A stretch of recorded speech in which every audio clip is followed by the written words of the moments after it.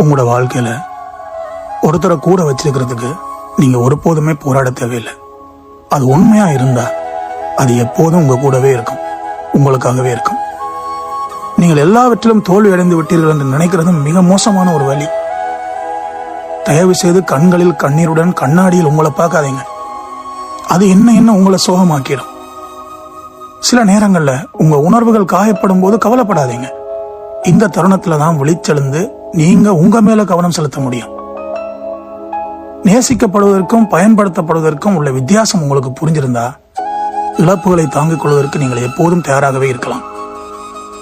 உங்களை போன்ற உணர்வை உணராத ஒருவரோடு நீங்கள் சேர்ந்திருந்தால் எப்போதும் வலி உங்களோடு சேர்ந்திருக்கும். அப்பாவியாகவும் முட்டாளாகவும் இருந்தால் ஒரு நேரத்தில் நீங்களே உங்களை வெறுப்பீர்கள். நிரந்தரமான நிம்மதி வேண்டும் என்று உங்கள் வாழ்க்கையில் வந்து செல்லும் தற்காலிக மனிதர்களிடம் எதிர்பார்க்காதீர்கள். உங்களின் மதிப்பு ஒருவருக்கு தெரியவில்லை என்றால் அவரை எப்போது விட்டு விலகிச் செல்வது என்பது உங்களுக்கு புரிந்துவிடும். இதயத்தையும் மனதையும்